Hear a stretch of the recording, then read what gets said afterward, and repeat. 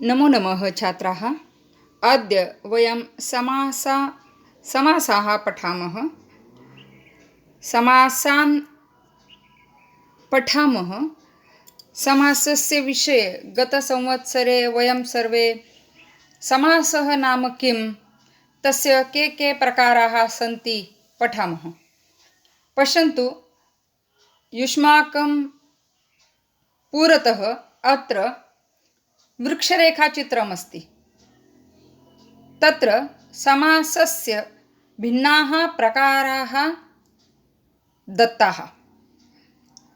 पश्यन्तु, अत्र द्वन्द्वसमास, तत्पुरुष समास, बहुव्रीहि, अव्ययीभाव येते लक्षात। चत्वारः प्रकाराः येते। समासाचे प्रकार 4।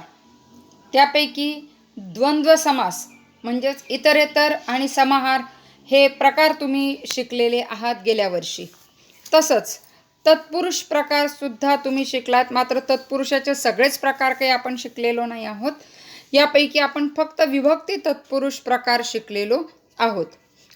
तुम्हाला आठवते द्वितीया ते सप्तमीपर्यंत असे विभक्ती तत्पुरुषाचे प्रकार आपण शिकलोय, त्याची उदाहरणं आपण बघितलेली आहेत। आता आपल्याला या पुढच्या प्रकारांना सुरुवात करायची आहे।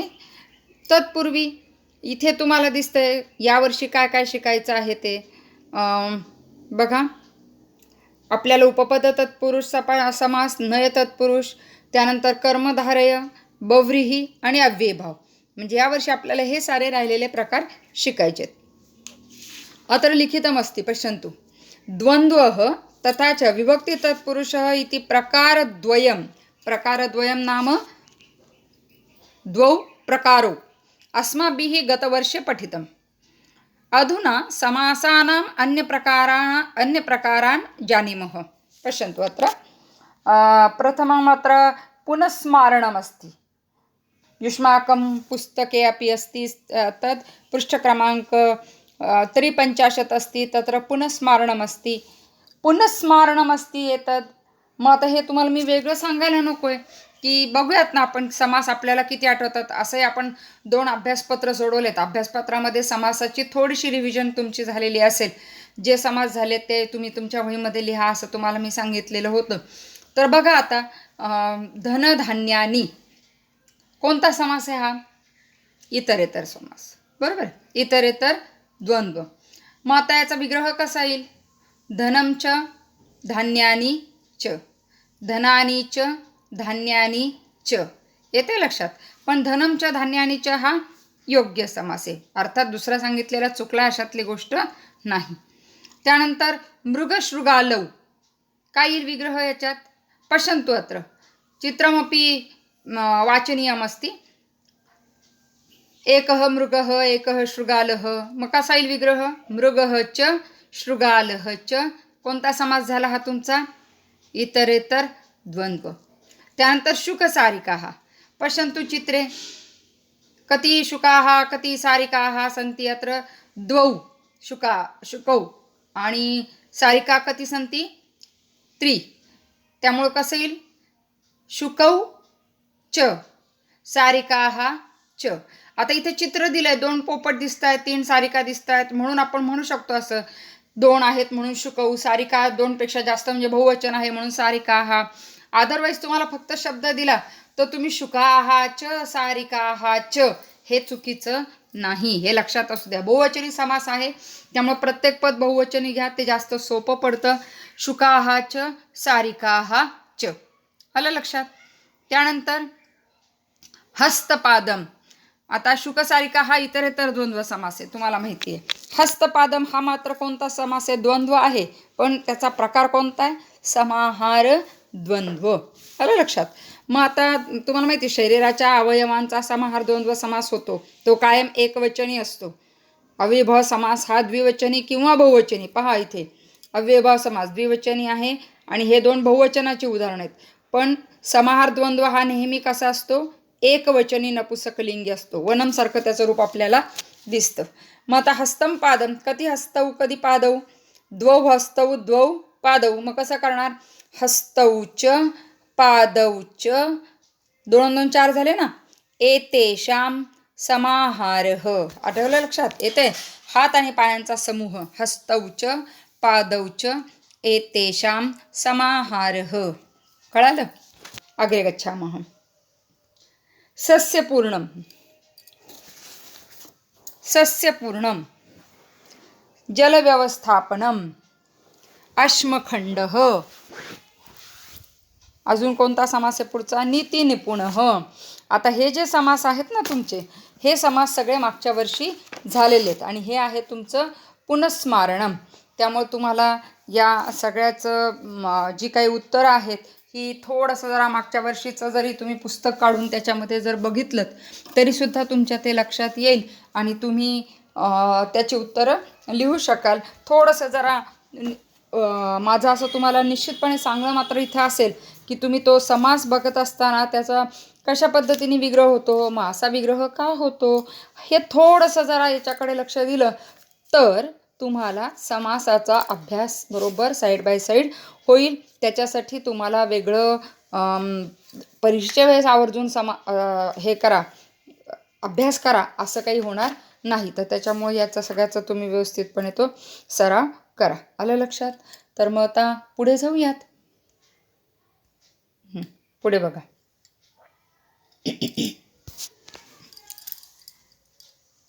उदाहरणैः रेखाचित्रं पूरयत. आता काय करायचं याच्यामध्ये? आता पहा, समाहार द्वंद्व दिसतंय, सप्तमी तत्पुरुष दिसतंय आणि इकडे द्वितीया तत्पुरुष दिसतंय. मग आता तुम्हाला पहिलं एक सांगते मी कसं करायचं, राहिलेले तुम्ही करू शकता. समाहार द्वंद्व. मग आता काय करायचं? तुम्हाला प्रश्न काय आहे? उदाहरणैः म्हणजे काय? तर हे जे रेखाचित्र तुम्हाला दिसतात या रेखाचित्रांमध्ये उदाहरणं ददातु. नाही का? हा उदाहरण हा ददातु. मग आता एक समाहार द्वंद्वाचे उदाहरणं द्या तुम्ही इथे.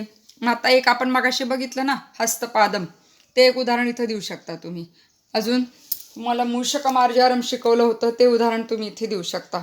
मूषक मार्जार, विरुद्ध एकमेकांचे हाड वगैरे असणारे प्राणी, त्यांचा समाहार द्वंद्व समास होतो. त्यामुळे मूषक आणि मार्जार यांचा एकत्र मूषक मार्जारम. आठवतंय? मग तसंच तुम्हाला गोव्याघ्रम पण येईल, पण मग गोव्याघ्रम घेऊ नका, धेनुव्याघ्रम घ्या, म्हणजे धेनूचं रूप तुम्हाला करता येईल. त्यानंतर अहिनकुलम घ्या आणि अजून मागच्या वर्षीच्या पुस्तकामधली उदाहरणं बघा. पुस्तकं आपल्या व्याकरणाच्या वह्या आहेत, त्याच्यामध्ये तुम्हाला उदाहरणं सापडतील. आलं लक्षात? मुख नासिकेचं पण एक उदाहरण घेतलं होतं बघा आपण. ओके. त्यानंतर सप्तमी तत्पुरुष, याची पण उदाहरणं द्यायची आहेत. मगाशी बघितलेलं नीतिनिपुण ते उदाहरण होतं, त्याच्यामध्ये वाक्पटुहू हे पण उदाहरण चालेल, ज्याच्यामध्ये प्रवीण, कुशल, निपुण त्याची सप्तमी असते. त्यानंतर द्वितीया तत्पुरुष, गमगत, गत शेवटी असणारे, अतीत शेवटी असणारे हे शब्द चालतील तिथे. शरणागत चालेल. नंतर तुमचं ग्रामगत चालेल. शरणागत, ग्रामगत या पद्धतीचे पुस्तकातनं उत्तरं शोधून लिहा. तुमच्या यावर्षीच्या पुस्तकामधनं सुद्धा आत्तापर्यंत गेलेलं उदाहरण लिहिलं तरी चालेल. त्यानंतर पुढे षष्ठी तत्पुरुष समासस्य समस्तपदम् अन्विष्य तत्परितः वर्तुलम् आलिखत. प्रश्नं जानाति वा? किमस्ति अत्र प्रश्नं? षष्ठी तत्पुरुष समासस्य समस्तपदं, समस्तपदं नाम सामासिक शब्दं, अन्विष्य तत्परितः वर्तुलम् आलिखत. पश्यन्तु अत्र क्षेत्रस्य पतिः, पहिला शब्द मी तुम्हाला करून दाखवते म्हणजे सोपं आहे, तुमच्या लक्षात येऊन जाईल. आता क्षेत्रस्य पतिः इथे विग्रह दिलेला आहे.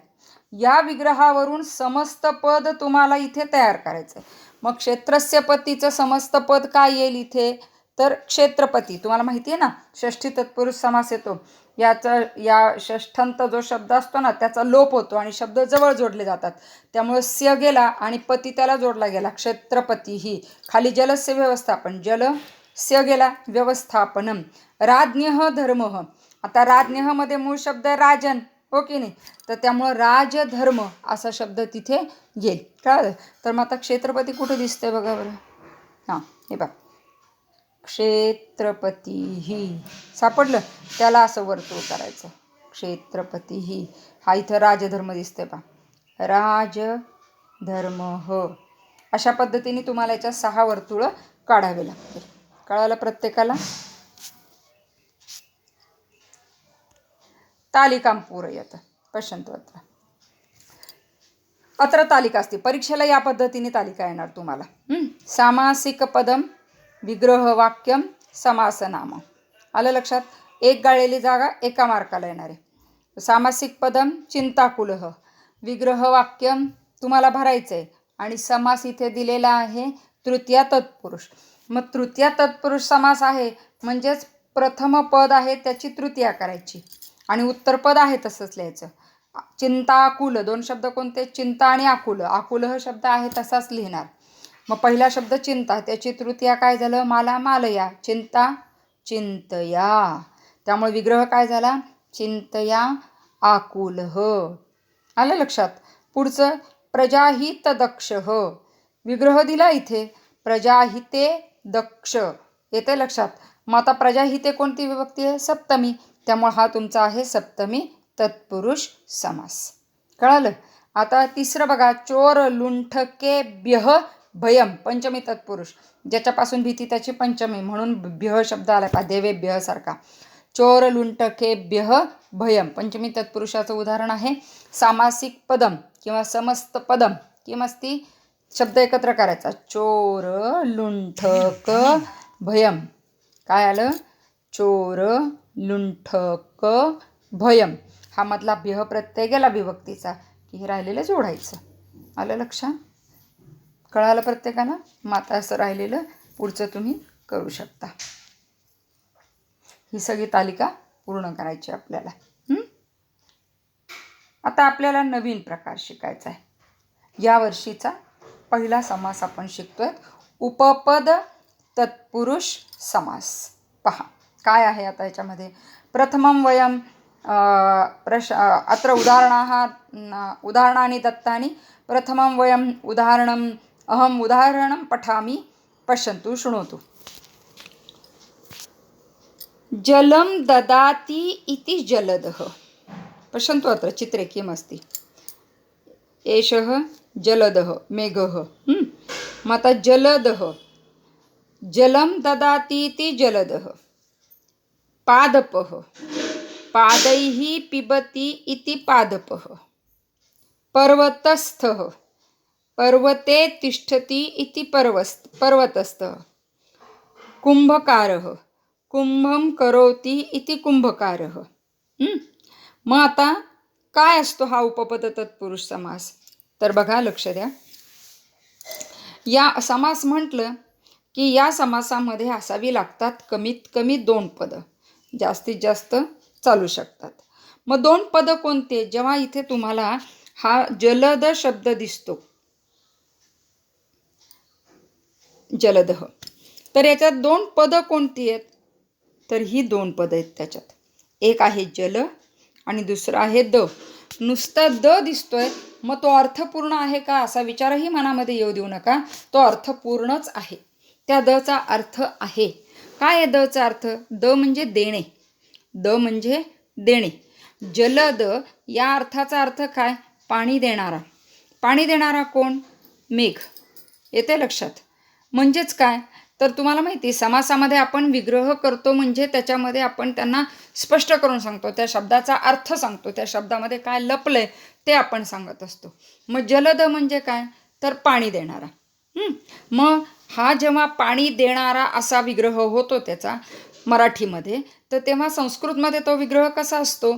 तर द म्हणजे देणे, म्हणून मग ददाती हे दा धातूचं तिसरा गणपदाचं रूप आहे ते ददाती हा शब्द प्रयोग वापरला. जलम ददाती आणि इति त्याच्यामध्ये घ्यायचंच असतं. जलम ददाती इति जलदः. येतं लक्षात? कळतंय?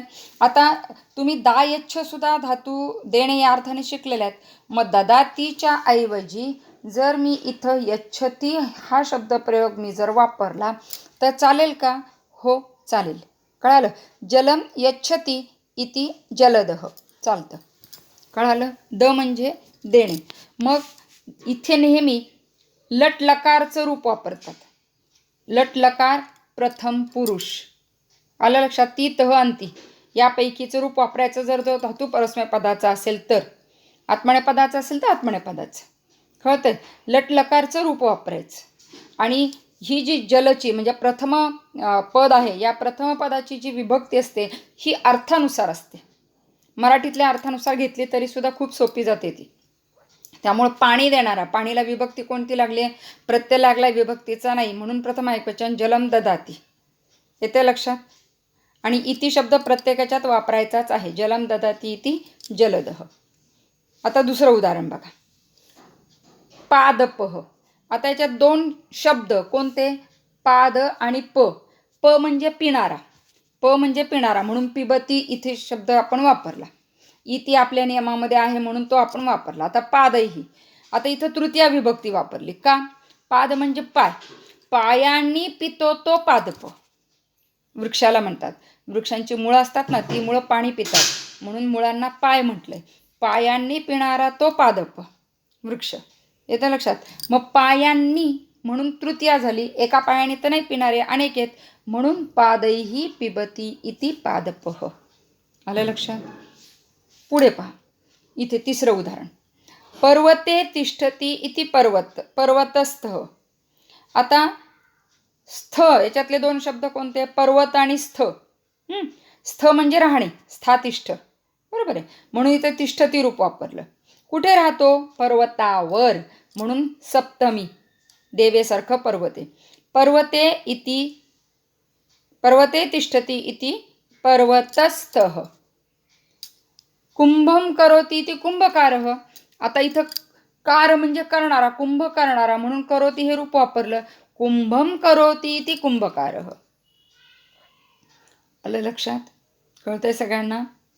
या पद्धतीने याचा विग्रह होतो. येते? इथे मी काही तुम्हाला खाली उदाहरणं दिली आहेत बघा. आता याच्यामध्ये एक तुम्हाला खूप सोपं जाईल बघा. शब्द जे असतात ना, द, प, स्थ, कार हे ठरले. त्याच्यासाठी तुम्ही कोणतं लटलकारचं रूप वापरणार आहे हे थोडंसं सरावाने तुमच्या लक्षात येईल. आता बघा नाही तर गृहस्थ हा शब्द तुम्ही ऐकला असेल. पर्वतावर राहणारा पर्वतस्थ, घरात राहणारा त सप्तमीचं रूप आहे पा, त या विभक्ती प्रत्यय. गृहे तिष्ठती इति गृहस्थ. मी जर देशस्थ म्हटलं तर देशे तिष्ठती इति देशस्थः. कोकणस्थ, कोकणे तिष्ठती इति कोकणस्थ. कोकण प्रांते तिष्ठती इति कोकणस्थ. कळतंय? या पद्धतीने म्हणजे शेवटी स्थ आला की विग्रह एकसारखा असतो. पर्वते तिष्ठती, गृहे तिष्ठती, देशे तिष्ठती, या पद्धतीने. त्यानंतर पुढचं जन्मदः. आता दचं इथे वरती बघितलं पहा. द म्हणजे काय? देणे. देण्यासाठी आपल्याला शब्द काय वापरला आपण? ददाती. मग आता इथे पण तसंच आहे पहा. जन्मद, जन्म ददाती इति जन्मद. आता जन्मन शब्द या वर्षीचा आहे तुमचा. नपुसकलिंगी शब्द आहे बघा तो. आत्मन अनंत पुल्लिंग नपुसकलिंगी शब्द आहे. प्रथमा एकवचन जन्म, जन्म देणारा तो जन्मदह. वडील, वडिलांना जन्मदह म्हणतात. कळते? दह पुल्लिंगी रूप आहे हे लक्षात येतं. स्थह पुल्लिंगी रूपे हे लक्षात येतं. आणि म्हणूनच इथं मी एक वेगळं उदाहरण अजून तुम्हाला दिलेलं लक्षात येतं. जन्मदा न ऋण जन्मदेचे फिटे. आईचे ऋण कधीच फिटणार नाही या अर्थाचं एक वाक्य. न ऋण जन्मदेचे फिटे. मग आता जन्मदह म्हटलं की पिता, पण तेच मी जन्मदा म्हटलं की स्त्रीलिंगी रूप झालं म्हणून काय शब्द येईल तो? माता. कळतंय? मग आता बघा, द म्हणजे देणे, ददाती इथे पण आलं. द म्हणजे देणे, ददाती इथे पण आलं. इति आपल्या नियमात आहे म्हणून आपण इति दोन्ही ठिकाणी लिहिलं. आणि जन्म देणारा, जन्म देणारी, देणारा देणारी मराठीमध्ये बदलतं कारण क्रियापद लिंगानुसार मराठीत बदलतं, संस्कृतमध्ये बदलत नाही. म्हणून जन्म ददाती इति स्त्रीलिंगी आणि जन्म ददाती इति पुल्लिंगी दोन्हीही सारखेच दिसतात. मग तुम्हाला जर जन्म ददाती इति नुसतं दिलं तर तुम्ही जन्मदह लिहा किंवा जन्मदा लिहा, दोन्हीही चालणार आहे. पण तुम्ही विग्रह दोन्हींचा सारखाच येतो हे लक्षात असू द्यात. स्त्रीलिंगी पुल्लिंगी भेदम नास्ती. पुन्हा एकवारं कथयामि. दा किंवा दह येते लक्षात. पुल्लिंगी किंवा स्त्रीलिंगी. दा म्हणजे देणे आणि देणे या अर्थाने तुम्ही ददाती किंवा यच्छती कोणतंही रूप वापरू शकता. आलं लक्षात? तसंच अजून एक रूप दिलं पहा तुम्हाला मी इथं. अनुजा. अनुजा म्हणजे काय? आपल्या धाकट्या बहिणीला अनुजा म्हणतात पहा. अनुजायते इति अनुजा म्हणजे आपल्या मागोमाग जायते जन्माला येते पहा. ज्या धातू आहे बरं का याच्यामध्ये जनजा हा आहे चौथ्या गणाचा म्हणून जायते रूप आलं बघा. येतं लक्षात. आणि अनुजायते इति म्हणजे आपल्या मागोमाग जन्माला आली ती अनुजा. आणि मग धाकटा भाऊ पण असतो ना, मग अनुजह हे पुल्लिंगी रूप जर मी घेतलं तर चालेल का? हो. विग्रहात बदल होईल का? नाही. विग्रह काय येईल? अनुजायते इति अनुजह. कळालं? येते लक्षात. इथं पुस्तकातली उदाहरणं तुम्हाला दिलेली दिसत आहेत बघा. वरदा, दा म्हणजे देणे बघा. वरम ददाती इति वरदा. गृहस्थाहा, हां बघा इथं तुम्हाला इथं मी वरती एकवचनाचं रूप दिलंय. पुस्तकामध्ये तुमच्या गृहस्थाहा बहुवचनी रूप दिलेले आहे पहा. मग घरात राहणारा तो गृहस्थ आणि अनेक वचन घरात राहणारे ते गृहस्थ. मग अनेक वचन करतो आपण. लटलकार प्रथम पुरुषाचंच रूप, फक्त ते एकवचन द्विवचन बहुवचन ते वचनानुसार बदलेल.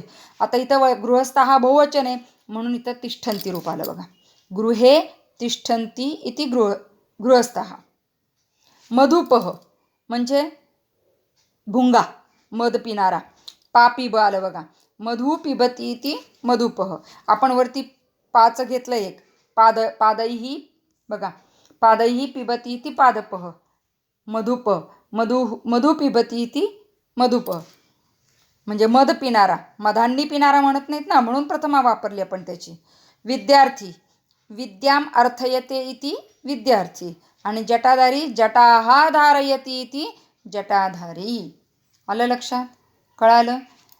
इथं तुम्हाला मी काही उदाहरण करायला दिलेली आहेत. पयोदह, आता इथे बघा पाणी देणारा. आता इथं जलद पाणी देणारा, पण पयोद म्हणजे पण पाणी देणारा म्हणजे मेघ. मेघाचे समानार्थी शब्द आहेत. फक्त जलदमध्ये मी जलच वापरायला पाहिजे कारण शब्द तिथे तो आहे. आणि पयोदमध्ये मी पयच वापरायचा कारण शब्द इथे हा आहे. मग पयस मागच्या वर्षी शब्द आहे बघा. पयः पयसी पयांसी प्रथमा. कळालं? म्हणून इथं पयः ददाती इति शब्दप्रयोग केलाय. तसंच मद्यपः, इथं मधुप झाला, मी खाली मद्यप दिलाय. मध्यम पिबती इति मद्यपः. तसा मालाकार आणि नीरजम तुम्ही करायचे. कराल? बघा जमतंय का? आता नियम जो मी तुम्हाला सांगितला तो तुमच्या पुस्तकात दिलेला आहे, तो एकदा वाचून दाखवते तुम्हाला बघा. अवधेयम, अवधेयम म्हणजे लक्षात ठेवा. Please remember it. It is necessary to remember. कळते? अवधेयम लक्षात ठेवा. काय तर उत्तरपदे हे धातोः अंशः दृश्यते म्हणजे उत्तरपदी धातू दिसतो. म्हणून पहा, पाणी पिणारा, पाणी देणारा. त्यानंतर तुमचा अनुज मागोमाग जन्मणारी, जन्मद जन्म देणारी. येते लक्षात? त्यानंतर तुमचं गृहस्थ घरात राहणारा. त्यामुळे शेवटी तुम्हाला धातूचा अंश दिसतो जो एक अक्षराने जनरली तुमचा दिसतो. द प स्थ. येते लक्षात? या अर्थाने काय काय ठिकाणी तुम्हाला कारह मालाकारह जटाधारी धारी असे शब्द दिसतील, पण जनरली एक अक्षरी किंवा दोन अक्षरी असे ते शब्द धातूच्या रूपामधले तुम्हाला दिसतील. त्यानंतर अजून पुढे काय सांगितलंय? विग्रहे तस्य धातोः लट लकारस्य प्रथम पुरुषस्य योग्यम वचनम योजनीयम. तुम्हाला सांगितलं ना, लटलकारचं रूप वापरतात, प्रथम पुरुषाचंच वापरतात, पण वचन मात्र एकवचन द्विवचन किंवा बहुवचन असं असतं. म्हणून योग्यम वचनम शब्द लिहिलाय. आता शास्त्रज्ञ बघा. शास्त्रम जानाति इति शास्त्रज्ञ. तेच जर मी शास्त्रज्ञा म्हटलं तर विग्रहात बदल नाही. शास्त्रम जानाति इति शास्त्रज्ञाः. सर्वज्ञ बघा. सर्वज्ञ काय विग्रह? सर्वम जानाति इति सर्वज्ञ. कळतंय? ज्ञचा अजून एखादा शब्द.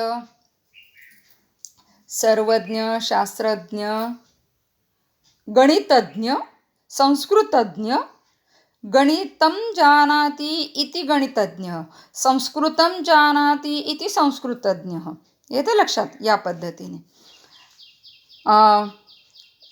तथाच अर्थदृष्ट्या पूर्वपदस्य योग्या विभक्ती ही योजनीया म्हणजे अर्थानुसार पूर्वपदाची विभक्ती, हे पूर्वपद आहे पा, पंके शास्त्रम हे पहिलं पद आहे ना पूर्वपद, त्याची विभक्ती ठरलेली नाही.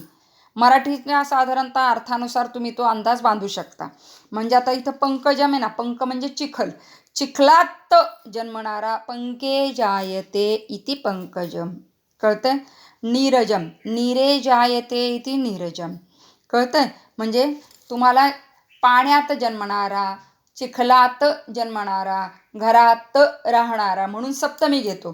तेच मध पिणारा, मधु, तिथं विभक्ती प्रथमा असणार आहे, सप्तमी नाही. म्हणून म्हटलं पा, अर्थदृष्ट्या म्हणजे अर्थ कोणता येतोय त्याच्यानुसार तुम्ही विभक्ती वापरायची. आलं लक्षात. तरीही मी तुम्हाला इथे नक्की हे सांगेन की एकसारखा विग्रह आहे शब्दांचा, त्यामुळे तुम्ही तो शब्द बघा. पंकजम पंके जायते, नीरजम नीरे जायते, कळतंय. या पद्धतीने तुम्ही शास्त्रज्ञ शास्त्रम जानाति, सर्वज्ञ सर्वम जानाति, संस्कृतज्ञ संस्कृतम जानाति, असे एकसारखे विग्रह येतील. त्यामुळे ते वाचा, लिहा, म्हणजे मग प्रॅक्टिस होईल आणि तुम्हाला ते सोपं जाईल. आलं लक्षात. तर बघा, उपपद तत्पुरुष समासाचं आपण